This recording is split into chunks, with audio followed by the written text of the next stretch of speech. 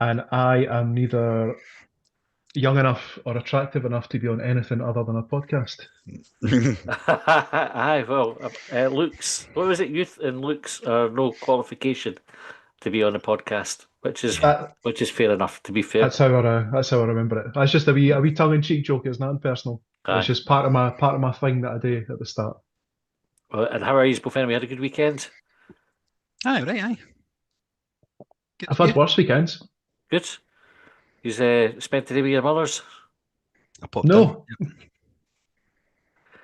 I didn't see mine either. To be fair, but get well soon, mum. So I'm the only good guy out of the three. No, well, we made the attempt, but my mum wasn't feeling well, so let's give her a wee get well soon message there. I think Uh, it's going on about 12 years since I last spoke to my mum. So, aye, Aye, it would have doesn't been a count bit then. weird for me to turn up for Mother's Day today. fair enough. Fair Here's a enough. card and If you're- some flowers. If you're going to do any day, especially this time of year and all that, Uh, come on. Especially this time of year. All right, let's get stuck in it. Obviously, no goals of that we've got to talk about because yesterday was a 0-0 draw. So we'll have a wee chat about the game and then we've got loads of talking points to get through. So I think we'll probably spend most of the episode talking about that. Ronnie said, "Hi bangers, another disappointing result to ponder." And I think that's exactly what we're going to be doing. Ronnie is kind of wondering how we got in this position. J Star said, "I said on Friday show that the Livy game made me feel nervous, but that yesterday was a disgrace. Gray's time is up. Yet another shocking result. Motherwell muck up. Of course, we don't win." Let's start with the team selection. Colin, you picked the team yesterday on the episode, and other than Rocky, it was pretty much person for person, wasn't it? It was, aye. I expected Rocky to play, to be honest, but I didn't pick him in my team. Yeah. He had a good game, though, I think. Right, aye. Clean sheet. Made a good clearance the first half, didn't he? So, aye. So I think there's any real surprises with the team now, as much as they're performing in fits and starts. There's 9 anyway, I think, that are, or maybe even 10 that you could nail down. It's maybe just tinkering with the strikers to try something different. That's the only difference we're going to see, I think. Aye. John, were you? Did you have any strong views on the team when you saw it? no, nothing at all. I think, like you say, I think with a number of preview shows that we've done and the lineups that we've seen throughout the season, like it's been pretty standard. And I think I think Shuto starting was probably, I don't know if it was in recognition, but he has been scoring goals recently. I think there would have probably been as much of an uproar if he hadn't started and Yep. the result had been the same. So, like, we got a start out of him. He didn't score, unfortunately. But nah, no real thoughts or concerns or anything about the lineup. I have to say, I saw the team and I was like, good. Like, that was my first reaction. And I didn't have any issues with it. I thought it was pretty much the team I would have picked as well. So, Kieran said, "All right, guys, long podcast ahead." Mr. Gaz God said, "Hi, lads. Shit result, but so unlucky." Tam said, "3 at the back at home to live it isn't horses for courses or signs of grey learning. Since the end of the window and being backed, we flipped between the Celtic win in Tynecastle, Dundee, and today's performance." KRE 1993 said, "Evening bangers, came up to Easter Road from Northumberland yesterday to watch the game. First game for my 3-year-old daughter as well. Shite intro for her, to be fair, or to be honest, haha. Do you remember your first games at Easter Road? hmm What was it, John? It was Hibs against Brecon. My dad worked for the post office, and I think one of his mates in the post office worked part time for Brecon at the time. And I could have sworn it was in about 1987 because I thought, and it was maybe because of the whole thing about the song about when I was 5, my daddy blah blah blah. But I think it was a wee bit later. I was sure that Hibs won 2-0. I think it was 2-1. Like when I've looked up, I forget is it iHibs on Twitter? That's There's an Hibs website, yeah. aye, so I think it's on that where I managed to dig it out years later. So aye, it was 2-1 Hibs. I didn't really remember much because I think it was maybe like late 80s, like 89 maybe, so I was only 7. So I didn't really remember much about it other than, do you know what I remember about it? Was being sent in a really fucking itchy woolen jumper to keep me warm. And I spent most of the time like, fucking this. Good Come on, say memories, the eh? boy. the boys got the 3-year-old there, probably quite young, like, but persist with it. I've got 3 daughters, and I've managed 2 out of 3 that are bigger fans than me, to be honest with you. Like, nowadays, they drag me through some days where I can't be arsed going the day, and like, we got the football. And so, aye, persist with it, as shite as it gets. The benefit of yesterday being our first game is it is immediately forgettable. Aye. So just tell it's our first one next time you go. No. Can only get better. Look at any different. And it's a nice drive up and down the road as well, so don't overlook the quality time. Exactly. Kieran said we've become the most boring team to watch, and I don't know how you fix that. Green Tea said, hi from Malta, please don't get too down about yesterday. Yes, it was crap, but look at the chances we had.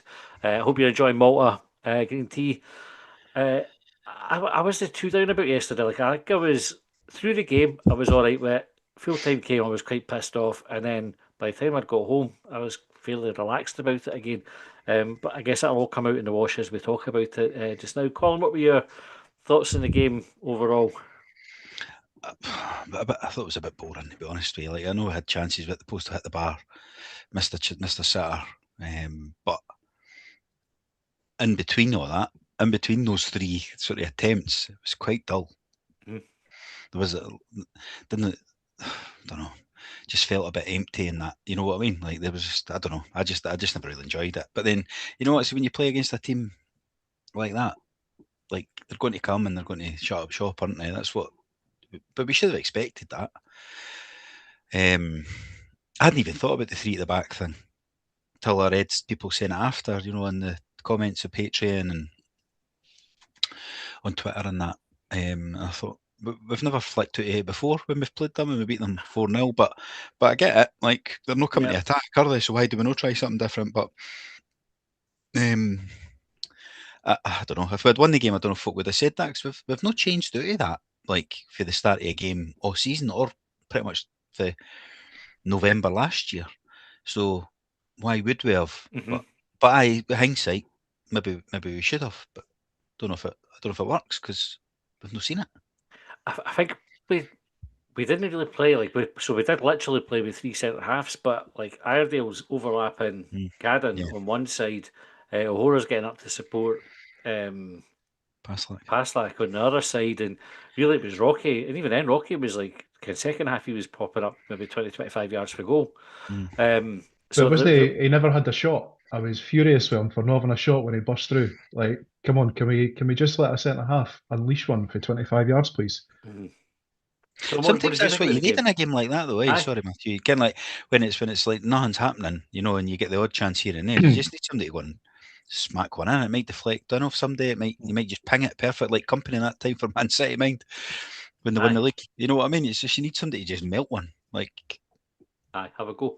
I'm not being serious, by the way. I wasn't furious. It was more the opportunity missed rather than he should be having a shot for there. It's just, I think, I know that some of the criticism has been about like side to side in the channel previously. I don't think there was much of that yesterday, but I think, like you say, just something different. Just have a fucking dig. What were your thoughts on the game, John? I thought the game was shit overall. However, I think Hibs did try to win the game. The challenge that they had was that I think Livy, for most of the game, had 10 men behind the ball. I rarely. There was one occasion that I remember looking at the pitch, and I think Livy had one striker forward who was just over the halfway line into Hibs half, and I was like, this has been the entire game, and I realise and I sympathise with the frustrations that some people have about pace and urgency and trying to break them down. Like, I think Hibs were trying to break them down. I think we did create chances, we didn't score them, but it is difficult to play against a side like that. And actually, I was a little bit surprised by how defensive Livy were when you take into account where they are in the league and how they played against us when we last played at Almond Vale. Because if they had played us the way that they played, Setfair Arena, if they had played the way that they played when we last met, I think it would have been more of a game. They might have come away, they might not have come away with any points, but given their position in the league, like grinding out draws every week is no good to them. So that was a wee bit of a heat scratcher for me. Mhm. I thought again, the game was shit, but I think the game was made shit. I don't think it's that Hibs were shit. We were a bit shit at times. I thought we were good in spells as well. This is There it's like were our poor moments, but overall, aye. I don't think Hibs were shit. When I was watching the highlights, some of the highlights that were released, that only got released at 6 o'clock. I think Sports Scene was on at 7:15, but I was doing bedtime. I was interested in seeing Campbell's chance again, and then just after that, there was Kai Andrews with a slack pass that allowed an opportunity for Livy. And I think when we spent a bit of time talking about chances created this year, I don't know if it was so much last year. Maybe we just talked about it so much that it feels like we've been talking about it for so long. But like Hibs' chances created were greater than Livy's. Like we should have scored, we didn't. There was a funny thing, weirdly amusing for me, was McGrath's shot that squirmed under the goalkeeper. And the goalkeeper, I almost felt like time slowed down and he looked up to the stand and smiled at us as if to say, Yeah. I've got this. I'm just going to let you think it might go in. Aye. It definitely had a feel of game where we could have played all day and no scored. I get there's one of the criticisms that we saw was about the pace that we played at, but I thought we tried to play at quite a quick pace. But to play fast, you need space, and Livy just sat that deeply. You need to be able to run into space to play quickly, I think, and that space just didn't exist. Like every player at some point, other than Salinger, was in their half for large chunks of that game. It was just like I think it's But difficult to play against. I know what you mean, but of course it's difficult. But it's difficult for every team, right? That plays against them. But loads of them have drawn with them recently as Well, well. 4 in a row Like, now, I think they've drew, haven't they? But we're the first team not to score against them since August or something that's this not so season. good. But it's probably, and I've read this, so I did think this myself, and you'll know because I've said this to you a couple of weeks ago. But we just try and get the ball to Nicky Cadden and get him to swing it in, and he's when he puts a good one in, it's a good ball. But there's a lot of shite ones going as well, like behind that didn't make it to the box or they're low or. But the good ones are fucking brilliant.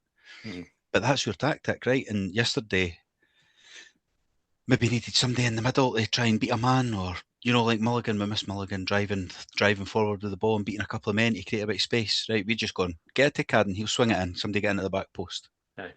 and it's one dimensional. It's easy to cover the space then because we're just doing the same thing. They know where the ball's going, they know where they need to cover the space. If somebody done something different, like Chaiwa beat a man and went to the right hand side, they'd be going, fuck, we were expecting to go over there. That creates that uncertainty in the next time as well, doesn't it?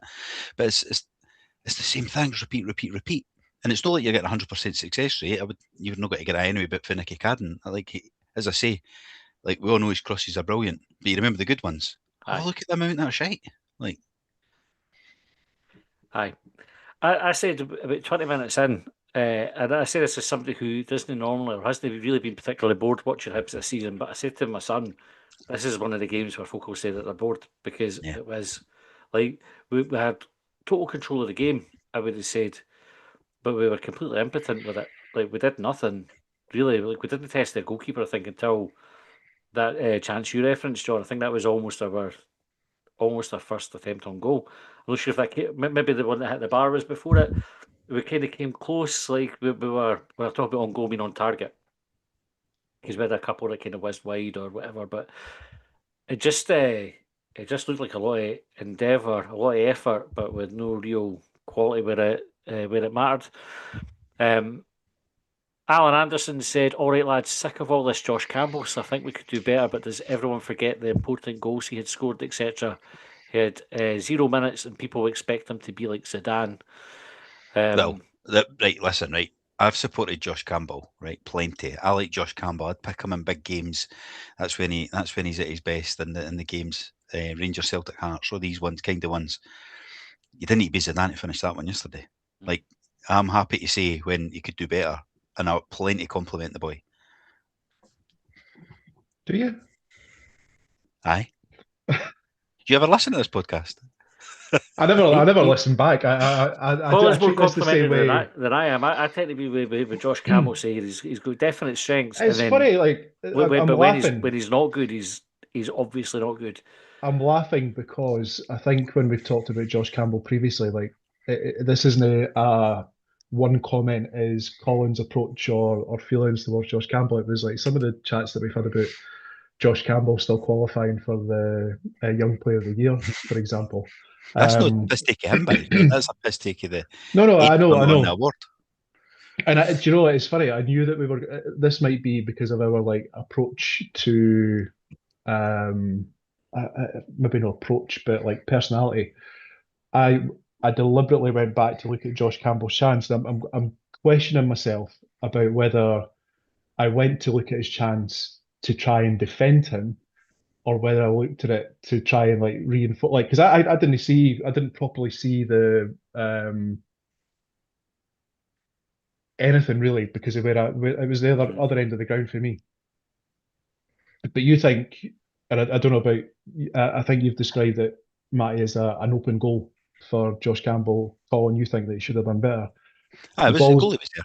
Wasn't the goalie, he doesn't have a hell of a lot to aim at, and he gets it a wee bit wrong. So it's not dissimilar to me than Josh Hoylett against, was it Dundee or Falkirk or someone earlier, or Kilmarnock earlier in the season, where he hits the crossbar. It's like, I'm reluctant to say it, but for me, it's fine margins. It's not he's shit and he's missed it because he's shit. It's the circumstances leave a very narrow window for him to try and score.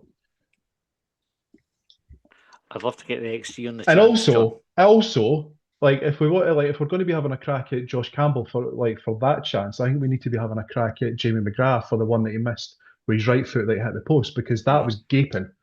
So I think the bigger criticism is for the guy that we got for a serious amount of money or are paying a big amount of money, rather than the guy who's competing for Young Player of the Year at 27, or however old he is. See that one, the McGrath one? Was there maybe a deflection on that? And I'm not trying to give him an excuse, but was there? Did that get deflected onto the post, like when he went round the defender? I don't think it did. I think it was clean through. He's just. I thought he was bending it round the defender into the corner, and I thought maybe clipped him. I think that's what he went for, but I think it was like a clean strike, and he just didn't quite catch it right. John, you're defending Josh Campbell from criticism that didn't come there, by the way. It was a preemptive strike. I've seen it. I've seen it. I've seen the criticism that maybe you've seen elsewhere. But I think it was prompted by Colin and what he was saying about like he's defending Josh Campbell, big games, etc. But he should have scored that. I'm not saying that he shouldn't have scored it. I'm saying that. No, what I said was actually you didn't need to be Zidane as the listener messaged in to score that kind of goal. Like that's what, and I thought it was a sitter. I'm trying to give him the benefit of the doubt that he had a narrow window, a narrow target to aim at. A goal-sized one. Well, it wasn't a goal-sized one. The goalie was diving. Goalies dive all the time with goals. I know. He's also like Josh Campbell has also got the keeper running like coming towards him. Like he's got things to consider there. It's not a tap in. It's not an easy chance. He scores harder goals. He scores the hard goals and misses easier ones. What are the easy ones that he misses? Yesterday. It wasn't easy. Yeah, I think it was. So what are the easy ones? Like if you're saying that he misses the easy ones, you must have a list of them that he. I've not a list to hand, but he's missed easier ones than the ones he scored. Like the goal against Hearts, right? That's a cracking goal, right? The goals he scores, he doesn't score shite goals. Like he scores decent ones. The consensus was he should have scored it. Even the manager, his own manager, has said he should have scored it. I've not heard that either. Like so, it's not like we're plucking it out of the air. Like it's a good chance, and it was an important chance as well. The stage of the game. Did David Gray criticise Jamie McGrath for his chance that he missed? Did he name Josh? No. He did. Get him out now. Get him out. He did reference hitting the post in the bar though. All right. Okay. How differently would you have viewed the game if one or two of these chances had gone in and we won it 2-0? Are you asking me or Colin? Either way, I'll ask you first, John. I think it would have still been a shit game. However, I think there would have been lingering feelings of discontent because I think we've seen shit games like that before where we've got a victory out of it. But I think the overall feeling around the match, like I think Matt, you mentioned like 20 minutes in. How was it you described it? Sorry, like after 20 minutes in, like it was one of those games that The people will say they get bored of it because it was uh, boring. I think part of the boredom, like yesterday, I was really conscious, and I saw it referenced afterwards by Owen Wright on Twitter, talking about like the complete lack of atmosphere. And I had a conversation with one of our listeners previously in Albion about noise isn't the same as atmosphere. So like hammering a drum, like there's something wrong there, and I don't know how you rectify that. Like these things often rectify themselves, and it takes a wee while for folk to get pissed off enough before they do something themselves and start trying to create atmosphere themselves. That atmosphere generally comes as a reaction of what happens on the pitch.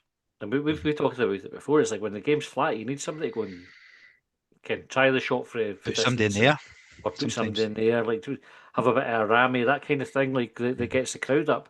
Try like bam up the referee. Normally, like if you, it's one of the things that see if you got a shit referee. Shit referee's brilliant for the It atmosphere helps. in the stadium Yeah. because it gives everybody a common enemy and they'll get on board with it. Yesterday, the referee had a quiet game. The players made the game pretty easy for him. It was only really when he gave the penalty that he drew a bit of attention to, and that was like it was never a fucking penalty. Every angle in the stadium, every angle in the stadium, because like obviously we're in a group chat with others as well, and there was people that sit in the west, the east, the famous five, and all that, and they're all going, "That's never a fucking penalty." Everybody said it. It's no matter where you were sitting, there was nobody saying that's a penalty. Fucking mental. I would have to answer the question that you asked as well. I think I would have said we would have been sitting here the night going, "A professional 2-0, that's good. We're 4 points behind Motherwell." Aye. Wasn't great. Wasn't easy on the eye, but you know what? Professional win. That's what David Gray Hibs team does. Mm-hmm. That's what we would have probably been saying. We would have been getting comments going, that was pish, it was boring, we need to not play three at the back. The comments would have probably been the same. But we would have been sitting going, no, it's a good result. We're on their tail. Aye. Do you think it will end up being an important point? Because it take us now, we're 6 behind Motherwell, I think, so we have to play them twice. So could it end up being an important point, Colin? Well, it could. It could be a point, a difference in the end. But I mean, like it would have been a lot easier if it was only 4 points rather than 6. Because I think they're going to start dropping a lot more points now. They're letting goals in again. For one, I think they've let 5 in the last 2 now, haven't they? Is that where we go next year? That we go next Saturday? Yeah, next weekend. So hopefully it's a good time to catch them because they do seem to be leaking a bit more now. Like they barely let a goal in for in 3 months or something. But we all knew that couldn't go on. Like, well, I think we all hoped it couldn't go on anyway. So it could be 1 point of difference at the end, but otherwise it might not have been a last day in everyone though. Like if we had won yesterday, you could be beating Livingston at home. Like that's it might in the end be a point that one of the points that get us the points we need, right? But if you get 3, then it's fucking easier. You didn't need to be doing the last day nerves. Aye. It definitely does feel like an opportunity missed, John, doesn't it? Or do you disagree? It's not. It's not an opportunity missed. Like there's 3 potential outcomes in a game of football, and we got the second most preferable one, and Motherwell lost. So we creep up a little bit of ground. But if we're talking about the difference between 6 points and 4 points, like we play Motherwell next week, and I think we have to play them again once the split's confirmed and the fixtures and whatnot. So like we have the opportunity potentially to put ourselves on a level pegging with them if we beat them in those 2 games. So like that's how I view those 6 points. We beat them twice, we're on level pegging, and then we just try and outdo them in the other games. But I think we acknowledged previously, and albeit our run in those final 4 fixtures before the split isn't going quite to plan because I think we got beat off Dundee, drew with Livingston in games that we predicted that we would win. So we're kind of hoping that for the like the next 2 games that we beat Motherwell, and then the final one I think is Kilmarnock at Easter Road before the split. So we're looking to beat Motherwell. We're looking to beat Kilmarnock, and hopefully, we've had this conversation before about we didn't want to rely on other teams, but we are in a league with 11 other teams, and results and things change over the course of the season, even up until like the final day sometimes. So if what it takes is to go to the final day, so be it. I am here for the adventure. Here for the adventure. Stuart said his first game was Pat Stanton's testimonial, and Alan said, cannot break down a low block. Livy rubbing their hands with constant crosses. What's happened to the 1-2? Easiest way to get by a man. It's been coached out of the game. Colin, we did make it a bit easier than we could have done for Livy by persisting with that, try to get out at Nicky Cadden. I think so. Didn't we? I saw a post on Hibsnet that said, Bartley got his tactics spot on, but he kind of relied on us missing. What, the post at the bar? And missing a sitter, John. I'm only joking. Missing a good chance, I'll call it. So did he get his tactics right, or did he get out of jail a wee bit? Well, he got the point, didn't he? If that's what he came to aim to get, then you've got he got his tactics right. Like they're just got to go out there and get it to Cadden, and he's got to swing across. And so just make sure we've got the bodies there to head it away. And it's not like we flood the box, is it, for the crosses? No. And Cadden's got to be pretty pinpoint with him for Paslak at the back post. There was one he nearly got on. Well, he kind of got on the end, but he never really got much contact on it. But it's not like he can put in an area, because like there's no midfield runner getting in there to get on the end of one. It's your two strikers and your wing back. That's it. How unfair is it to say that our only tactic is to get the ball to Nicky Cadden and whip the ball in, when we did also play down the right-hand side yesterday? We tried to make use of Paslak. We tried to make use of Martin Boyle when he came on. I don't know. It just feels like that. I don't think we used the right hand side anywhere near. It'd be interesting to see the heat map for the game, because I thought a lot of Paslak's best stuff was like his running off the ball. We got into some really good positions, but we still look to play it left onto the other side. So comes in field a lot as well. He's not out in the right. He's sort of in the centre sometimes. It's not like we didn't use the right hand side at all, but we definitely have a preference to go down the left hand side. That and I don't know if that's a hangover from Paslak, like when we did have quite a strong a right hand side, and that was where we were most effective. And it just seems to be like that's kind of what they're still instinctively doing. Habit. Yeah. We did go. I think when Boyle came on, John, I think you're right. That made a difference, and we attacked on the right a wee bit more at that point. But even then, there was moments like Boyle was on the left hand side when he won the penalty. That wasn't a penalty. So even with Boyle on, we were still targeting the left hand side predominantly. Is that a David Gray thing, or is that the players? Is that like you say, the force of habit? I don't know, but I'd be interested to find out. But without knowing what the instructions were, it's hard to say. I think we there would be some of it would be down to Livingston as well. Livingston would have tried to sort of dictate where we were playing as well. And although it sounds kind of counterintuitive, if we were wanting them, like if our strength is left hand side, for them to force us onto that side, but if they'd set up to defend Nicky Cadden and Iredale, then maybe it suited them for us to come down the left hand side, because they knew that was like their strongest way to defend. I don't know. I don't know what David Gray's instruction was to them, but I think we do need to mix it up more. I think that's evident. Anyway, right. Mark said Motherwell game will suit Hibs better. At least Motherwell will come out and try and play football to win the game. Livingston didn't try to win at all, John, did they? I mean, they literally came for the point and just it was a typical park the bus performance. What do you think of that as a tactic, legitimate tactic, and fair fucks to them, or ban it from football? If it was a binary choice, it's ban it for football. But as I said before, it doesn't make any sense to me that I think they've got, is it 7 points off Kilmarnock? I think it's 9 now. With 9 Kilmarnock now, winning. with Kilmarnock winning yesterday. So there you go. I believe they won anyway. They had the same opportunity to make up points in the team above us as we did, and they've taken a point. Our point is better than theirs because they're adrift. And I don't see, like I say, grinding out draws doesn't work for them. Is there 9 games left? 8.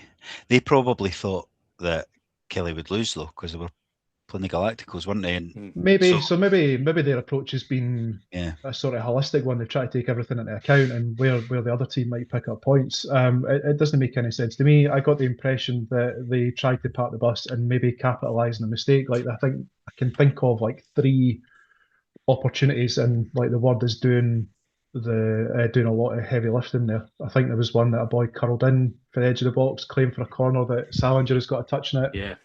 I think there was maybe the one where the Kai Andrews has misplaced a pass and it's kind of set them on an attack, and maybe one other. I can't remember did they have a exactly, shot but in it was there nothing. was one in the first half. Salinger sort of Oh, parried sorry. out, and Rocky That's the other cleared one. it, I That's the think. other one. Aye.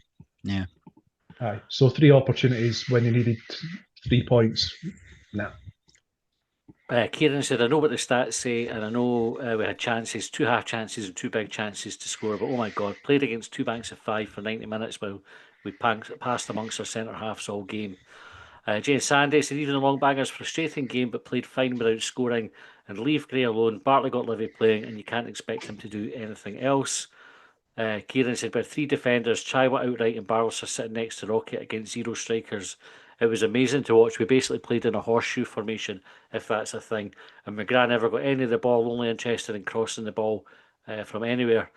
Fraser said that much possession in their third of the pitch just highlights our lack of creativity and ability up front. Parking the bus is one thing, but Hibs should have ended that siege. I think though, like it's one of these ones, Colin, isn't it? Like if McGrath's shot goes under the bar or inside the post, it's a different game. Like Josh Campbell's was late enough that it didn't really, wouldn't have made that much difference how the rest of the game panned out. But early on in the game, certainly in the first half, if we'd got a goal, the game changes at that point. Livingston have to come out. Well, totally. I mean, because that was when was the McGrath one in the first half? Like quite halfway through. It was the about first half an hour in, I think. Aye, half an hour in, and you think, well, Livy can't. They might try and sit in for a bit longer, like, but they've got to at some point go and try and score, which then opens it up a bit. But the longer you go not scoring, the greater the hope it gives them, and more something to cling on to, doesn't it? Like it's just we've seen it over and over. You can't ban it. Like it's fucking dull. You would take it, but we done it at Parkhead this season. Yeah. We went there for it, 0-0, right? Sat in like that. The only thing that I would stop is like the players falling down every fucking 5 seconds and wanting treatment or like that frustrate. Just play around them. You should just be able to play around and see how long players would stay down injured, if that's the rule. Jane says unbeaten for a while, clean sheet, point better off. 2 games against Motherwell on the fall. What's wrong with any of that? 4th is doable. European football is achievable. David said it's going to be very interesting to see how Hibs are going to replace Martin Ball. Have they already signed someone to replace him, or are they going to have to sign someone new? Neil said, poor old Josh. Ronnie said, I think Livy will beat Hearts after the break. I thought they were well organised and well disciplined. As Stuart said, we did play all day long and not score. Greaves said 75% possession and 42% of it was between the back 3 with a thumbs down emoji. So the style of play, it's maybe worth us having a wee chat about that, right? Because a lot of the criticism that's coming Gray's way at the moment is that it's not uncommon for us to be quite boring. The football wasn't sexy or exciting. John, does it have a bit of a feel of the Jack Ross era where I'm sure when we had Joe Newell on the podcast, he made the point that the team were a bit lucky that they got third in the COVID season because they probably wouldn't have got away with seeing out wins the way that they did. It's like they were super efficient, and his point was basically they weren't free flowing, gallivanting, like attacking football, but they knew how to win games, and so they didn't have the fans on their back to do it. Are there parallels with that team and David Gray's team? Do you know where the parallel would have come yesterday? Is if Martin Boyle had been awarded that penalty and he blazed it over the bar like he did at Livingston. Yeah, I think somewhat ironically, actually. I don't. There might be parallels there. I don't know. What do you think? Do you think there's parallels? Well, what do you think, Colin? Well, you're not answering that. Yeah, Stu. He just likes to put us on the spot. Fuck that. That's how it was. What do you think? You get an opinion. So I think there are parallels. Yeah, I think What kind of parallels? Well, effectively, basically what I said. So I think we are really comfortable in games. Like yesterday, we dominated the game from start to finish. Right, we were never in any danger of losing the game. Did I think? Right, we attacked. We did enough in theory, right? In inverted commas, like we did enough to win the game. If the big chances go an inch either way, we win that game comfortably. Like Colin says, 2-0 routine win. I think we have loads of games like that under David Gray where we're not really in any danger of losing them. We sometimes concede goals and we have to fight our way back into them, and like we draw more than we should. But I think generally the games that we win, even like at Parkhead, like you look at that last 15, 20 minutes at Parkhead, we weren't under the pressure that you think we would be. We just controlled the game. Like we knew what we wanted to do. The win against Dundee United recently, Easter Road, we were comfortable for the vast majority of that game. The game at Dens, we drew comfortable in that one. We went behind, but we came back to go in front before conceding late again. And Jack Ross's team were like that. Jack Ross was Hibs controlled most of the games under Jack Ross, but didn't win them all. And it was that the issue that we had was we didn't absolutely batter teams very often. And so it wasn't like edgy or exciting. It wasn't like 5-5 with Lennon when we're going up against Rangers or 5-3 against Killie the week before it. When you remember these games, I think David Gray's Hibs have got the same image problem or PR problem that Jack Ross's team have, and that they really sell what we're good at often enough, and we're comfortable in games. And I think that's the problem is when we win a game, you're not coming away from Easter going, that was fucking brilliant. It's good, right? And the team are comfortable, and it's really hard to say like that's not a good thing because who would they want the team to just win games? Come, but you know how we talk about, or have talked about over the years about how it'd be boring to be a Celtic fan. Probably know this year because they've got a fight on their hands. But most years where they're going through the motions, Ken, it's like St Johnstone coming, it's like 5 goals, and they're sitting watching it, and there's no atmosphere. They're all bored off their fucking tits. They didn't even stand up for the goals. You know, like it's 5-0 and they go away. It's like who we beating this week? There is like there is a correlation, I think, between the amount of jeopardy in a game and how much you enjoy it. And I think a game like yesterday, where we're not in any danger, we created, I think, we had 22 shots, 23 shots, the stats said. So it's not like we didn't attack, it's not like we didn't create chances. We hammered them on XG, and if you wanted to use that as a measure, if it wasn't just about number of shots, but folks said they were bored. And you go, okay, that's like a shot every 3 minutes, 3 and a bit minutes. That's quite a lot of shots. But it didn't feel like an exciting game. And I think that happens a lot with the style of play that we have. And I think that's where the parallel is with Jack Ross's team, because I think he played in a similar fashion. No wonder he doesn't give his opinion very often, Johnny. Fucking went on for ages. That's all we've got time for tonight. We're dead succinct, and we just like. See, when Kieran said there was going to be a long show, like I didn't realise he was talking about a long answer. Must have had a crystal ball. But I agree. I'll edit that bit out. I agree, though, right? That there's so many like parallels because we used to win games, but obviously they were in the house. That was the difference, right? And I put it down to that. Maybe it's because we were in the house and you weren't there winning the game, and we do. We've not won as many games this year as we. Well, have we? I don't know. Have we won as many? We've got more points than we've got last season at this point, eh? So maybe we have won more games. But it's. So I put the COVID and the Jack Ross thing down to we're not there to enjoy winning all the time at home. But as you say, you come away and you've won 2-1 or 1-0 or 2-0 because our home record is pretty good under David Gray. Really good. Certainly since he turned it around last November.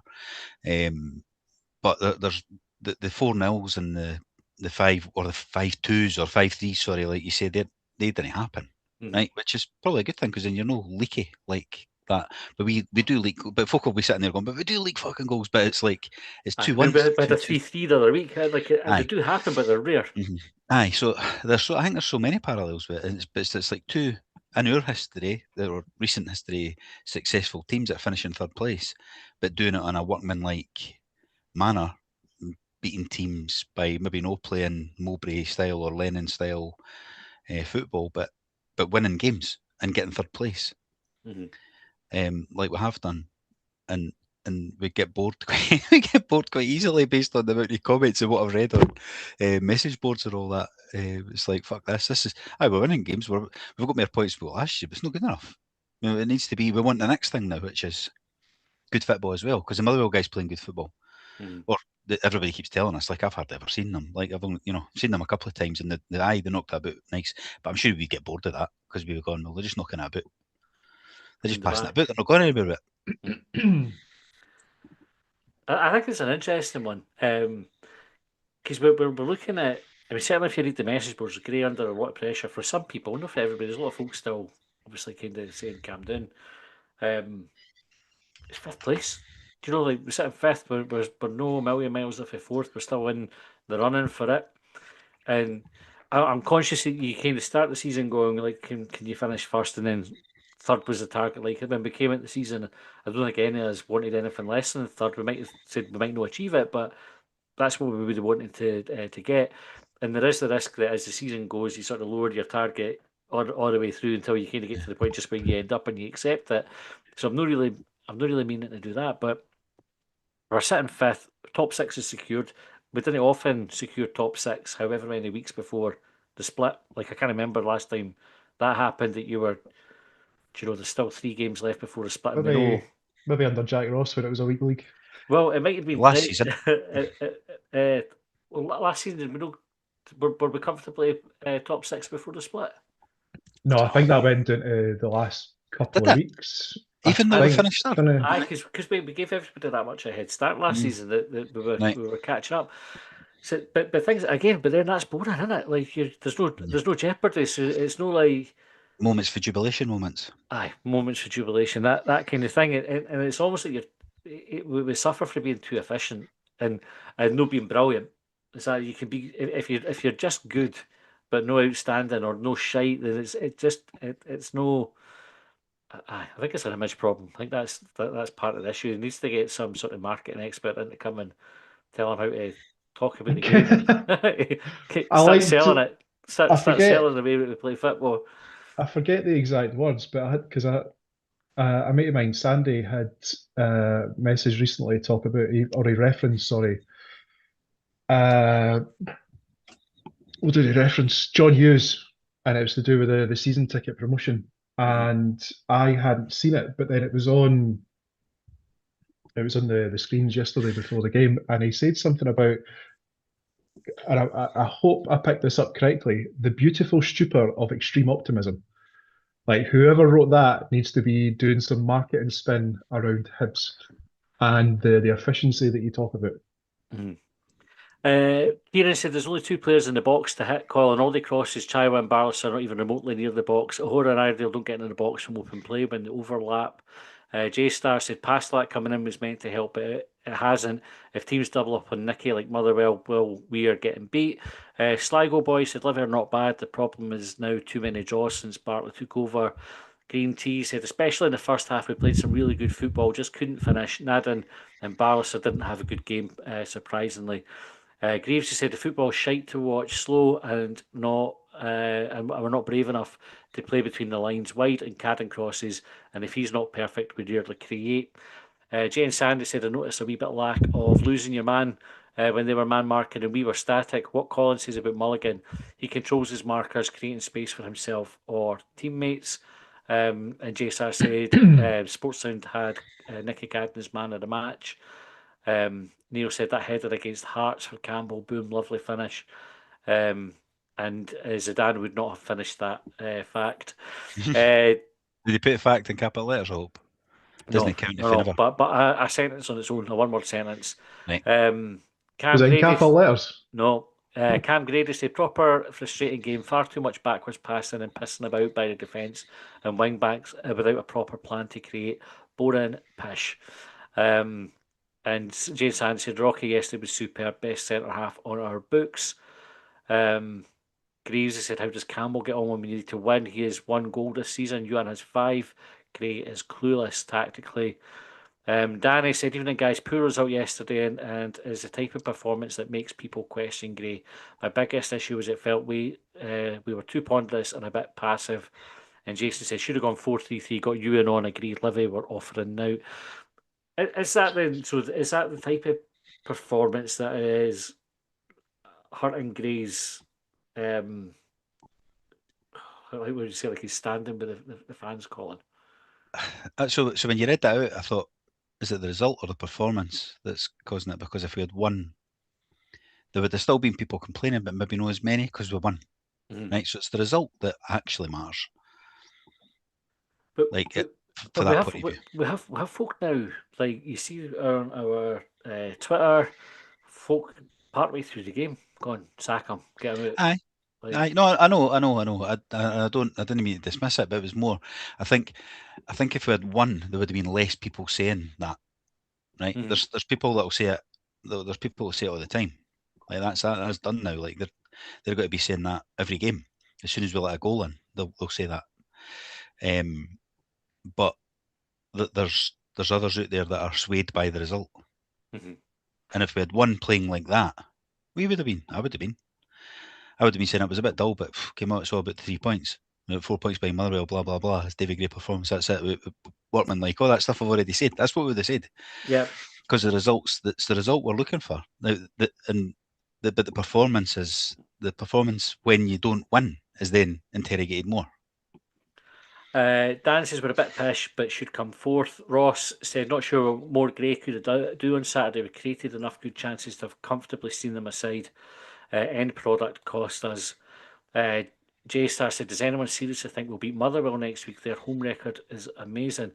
So on this one, right, they're just men. They're ordinary men. We can beat them. They're just ordinary men. Nobody thought we would go and beat Celtic. Like we have had results this season that people haven't seen coming, and I think like there's a rush to write off what we're going to do this season already. Like we was talking about it on Hibs and earlier about folks saying Gray's hit his ceiling. Like how can you hit your ceiling 2 years into a job? Like how does that work? Like it just doesn't. When you're learning and I don't want to be dismissive of Gray and give him the, he's inexperienced and still learning, because we talked about it. He's not a rookie manager anymore, but he will still be learning. But how many jobs do folk go into and they hit their peak in year 1 or year 2? Like most people kind of improve as they do things more. So I think I've been working for about 25 years and I've still not hit my peak. Most folk, right? Like I didn't say everybody, John. Like a present company excluded. Maybe you have. Maybe that's your ceiling. Has David Gray hit his ceiling, John? Do you think, or has he got room to go? I think he's got room to go. I'm going to use the example of the boy Askew that we mentioned. We discussed last week, the week before, where we said that he had like eight years coaching behind him, and there was 2 as assistant. So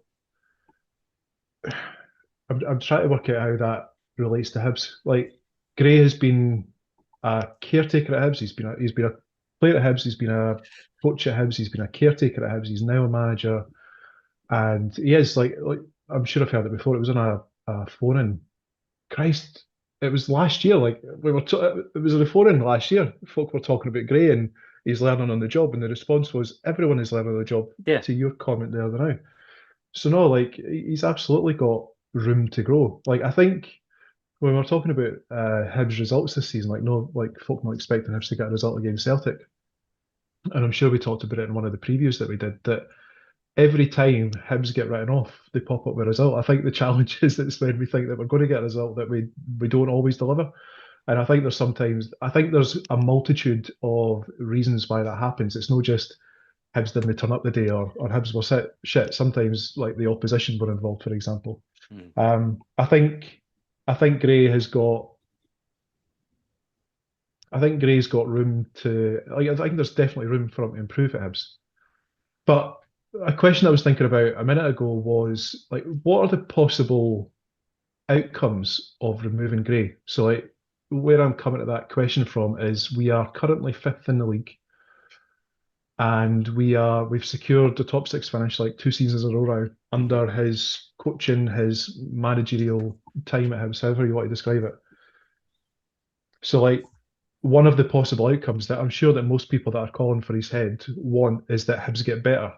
But what are the other possible outcomes? probably stay the same or get worse. I mean, that's your choices there, Well, isn't it? I think it's more than just like stay the same or get worse, because we could stay the same and we get the same football that people say that they're bored of, or we can get worse. Like presumably that means like worse football, because you surely can't play better football and go further down the table. Aye, well, no, of course you could. Like I would argue that Nancy had Celtic playing better football than O'Neill does, but they never won a fucking game, so you got emptied. So, and this is I don't know if this is the cycle that we'll never get out of, because I know that we had this conversation previously about like which is like what's preferable. Is it better football? Is it efficiency? Like at the moment, I think given Hibs sort of like volatility, if you want, or for want of a better word, in the last 5 years with various backroom stuff, transfer market stuff, like I didn't mind a wee bit of stability. And I know that it's no sexy, but I think I'd rather a bit of stability rather than, well, who's the manager going to be in 6 months' time? Like I didn't want another Sean Maloney style situation, or Lee Johnson fucking 500 games and 500 quotes scenario. 500 games and 500 quotes. That sums up Lee Johnson quite nicely. I think it's a difficult one, and the problem that the Greys got, and we said it before, is Motherwell, really, like, because that's the argument for change, and that they changed the manager and they went from zero to hero almost overnight under the boy. But that ignores all the times where you look at like the teams that have changed manager, and 9 times out of 10, the team just carries on the way it's gone. Look at the Spurs or Watford or Chelsea or Man United. They just Man United maybe stuck by the boy a bit too long, but maybe arguing against myself here. But teams that just churn managers, none of them, like, unless they stumble upon somebody that gets it right, they're just carrying on in the same fucking trajectory that they're on before. It's no the golden bullet or the silver bullet to make you better, but sometimes it will make you better. That's the problem, is folk want to roll the dice with it and take the chance. Do you think? I was just having a look there at David Gray and his current contracts. I think it was in 2025 he signed a new 3-year deal. So it runs up until 2028. I'm sorry. Askew at Motherwell has come in. He's been the change, and he's made Motherwell better. Do we judge, like, if Motherwell is the thing that we're judging David Gray against? Do we look to Motherwell next season and how they perform and see if they're a one-season wonder? And if they're not a one-season wonder, then you go, well, actually, maybe we should be asking questions of David Gray. I think Motherwell will have a different manager next season. I think I get your point, but I think it'll be difficult to make that. What will be interesting is whether they repeat it. So if Motherwell go in and recruit somebody who carries on what their manager's done, and they get another season like it with a different manager, then you could say, like, well, you can have sustained improvement, changing managers, and that means you didn't need stability and all the rest of it. But I don't know. I get the argument. Like I get, nobody wants to be bored at the football, which is other. Like, you go for it. It's an entertainment business. You go to be entertained. If it's boring, I get why folk want change with it, and I'm no 100% critical with that point of view. I just disagree with it. Like, it's not my opinion, but I can see why people hold it. The entertainment point of view. And why did they think? Do you know what? It's another Saturday 0-0 against Livingston, in a game that we really had to win.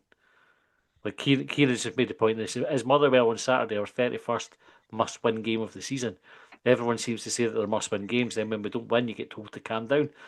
And and it's like, well, Kieran, this is why I caution against it. This is why I'm saying, like, we need to view it differently. But you did say Dunfermline isn't a must-win game. No, remember? Did I? Probably did.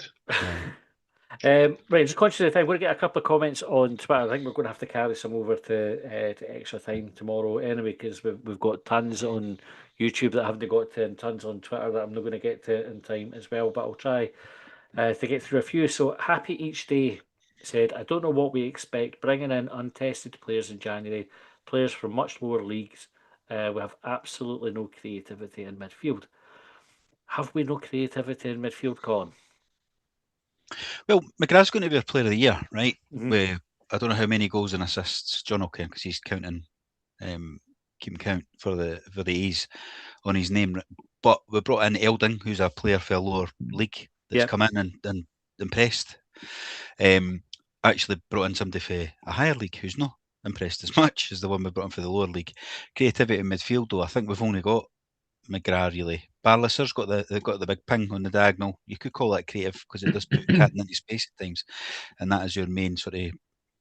That's your route one, isn't it? That's your plan A. So other than that, because I don't think Mulligan brings loads of creativity. I think he brings endeavour and work rate and he can beat a man. But He can take it's us not up like the pitch. Yeah. Aye, which is what we missed yesterday, I think. But creativity wise, it's just McGrath, really, I think. So he's probably right. So I agree with some of what he's saying. Disagree with other bits. Green said we don't need to look at Motherwell next season. Look at Falkirk. 3 years of good coaching and next to no money has the team going from League One to the top 6 in the Premiership with the lowest budget in the league. So it's like, if you spend the time coaching, I think is the point there that you can take the team up and sustain it. Sandy said, Matty, I think I saw you heading out the ground at the end. You looked about as happy as I was. Immediately after the I bumped into Ewan for down the slope as well. Had a good old moan about the game on our way to our respective cars as well. Lloyd Quinnan said our midfield is hard working but lacks creativity. I can go back to the previous point. Cabbage and Ribs said need a player who's not scared to take a man on. Anytime someone pressed us or come towards us, we pass backwards. Jed said absolutely bored to death at Easter Road today. James said poor from Hibs, far too slow in possession. Livingston packed the bus big time and they are the worst team in the league by a mile, but we were shite today. Season's done. David said simple, the manager and coaches aren't progressing us. After the level of investment, the owners must realise this is now our weakest link. John, do you think the Gordons will be looking at things and sort of looking at the investment, which is sort of spent with the hope to get European football? We still have a chance of getting it, but will they be worried if we miss out on it this year? I don't know, but how I would answer that is since they've come in, like how many managers have they gone through? How many or how much has that resulted in severance packages, for example?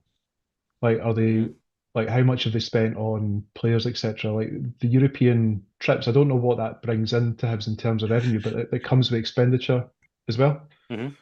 I think they'll be comfortable with David Gray being in charge at the moment. Where they might get uncomfortable is if it's looking anything like we're not going to achieve a top 6 finish next season. I think that's where the real cost comes in if you miss out on top 6. But Colin, what do you think? Do you think that European football is a must for the Gordons? Is that a deal breaker? I don't think it's a deal. I think it's high up their list, the priorities, but I don't know if it's a deal breaker. See if we can finish fourth, right? So we're 6 points, 6 points by Motherwell now. That's right, yeah.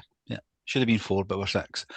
We've got to play them twice. They're letting some goals in now. We've not beat them yet, so we'll say we've got to play them twice as if we'll win both. We've not fucking beat them this season. But if we can turn that round and we finish 4th, that's probably where most folk would have said is par. They would want 3rd, but 4th would have been their thing. So do you think there'll still be as much pressure on us if we finish 4th? Because that's 4th is a bit par for us, isn't it? Like, as much as we want to be higher. And I know currently the Galacticos are still top, but if they drop to 3rd and we finish 4th, is that no just like, well, bastard, we'll let them get 3rd? That's all it is, though.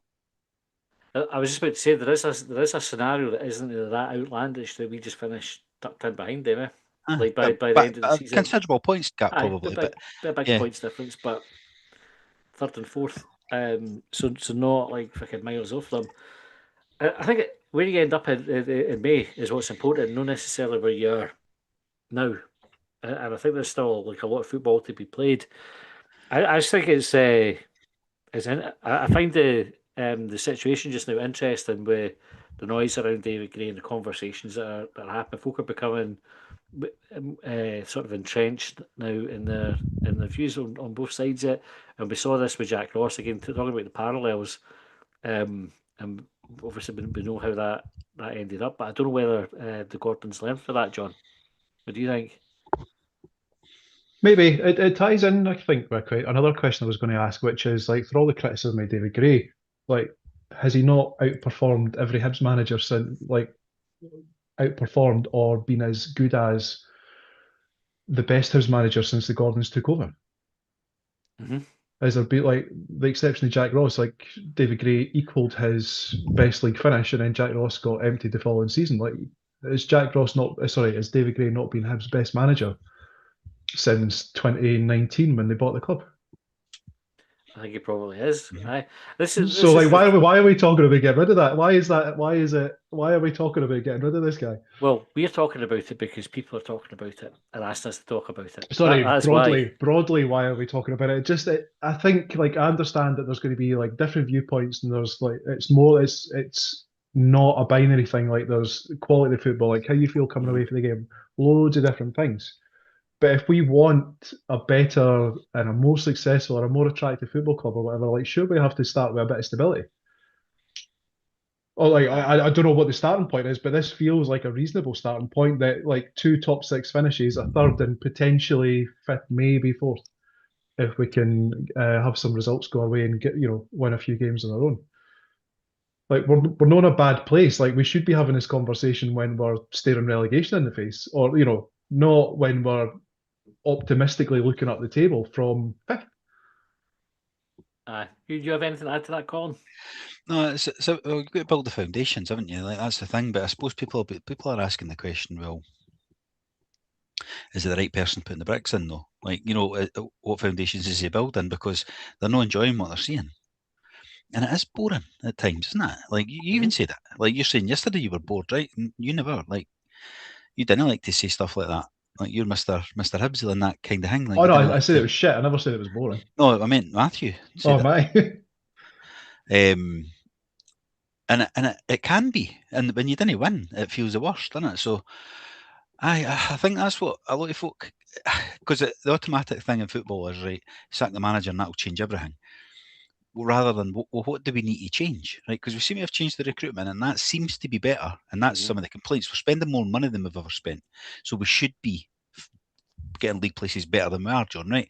We should be getting more points than we got last season because we've spent X millions more again.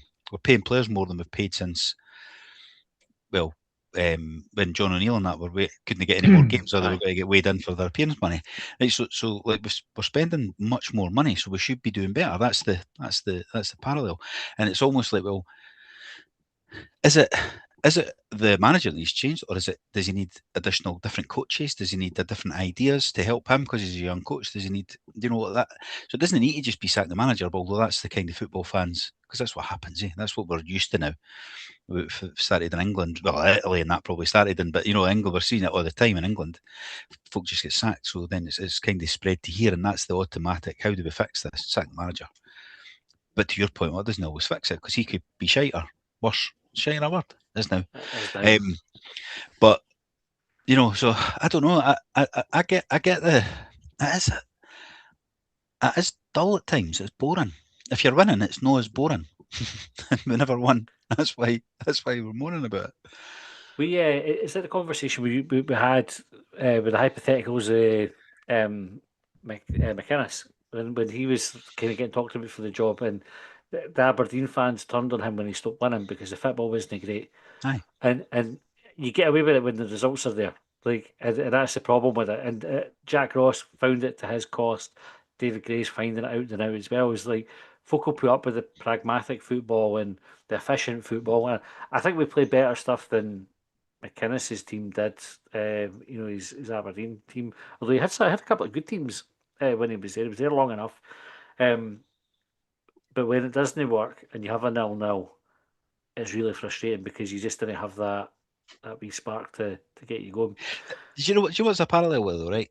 If you think like Alec Miller, right, he had exciting players in his team, right, but it was boring, and you still see folk arguing about it now when it comes up. Aye. He won a cup. Like the folk that defend him, and then there's other ones going, but fucking Derby record, 0-0s, and we had Michael O'Neill, and we had, like, all that. He had a couple of really good teams, Miller, but a lot of teams where it was dull. And it feels quite a wee bit like that. Like his results are, maybe his league position's probably better, but I don't know, mate. I find it difficult, like, because again, you go, we need the stability. He was doing well, keep him, and then you hear all the reasons to change it, and you go, I kind of see what you're coming for as well. You know what I mean? It's almost like, but you go, but I think this, but have you got evidence to back up? And there's evidence that backs up both sides, and that's how and that's where you go with the, as I say, Alec Miller argument. What you still see it in the message boards and every now and again. The season of contradictions, as it has been. Right, we will wrap up there because we're a wee bit over time. As always, thank you very much for joining in the conversation live, for sending in the tweets with the talking points. We'll be back with extra time tomorrow for subscribers. You can subscribe on YouTube or on Patreon. Just search for Long Bangers and you will find us there. As we've said before, 7-day free trial if you want to try it before you buy it. That's on us. We'll carry on, I think, with some of the talking points we didn't get to, because there's some absolute crackers in amongst them that we just never had time to get to tonight. So we'll catch you then, and thanks for tuning in, and we'll see you next time.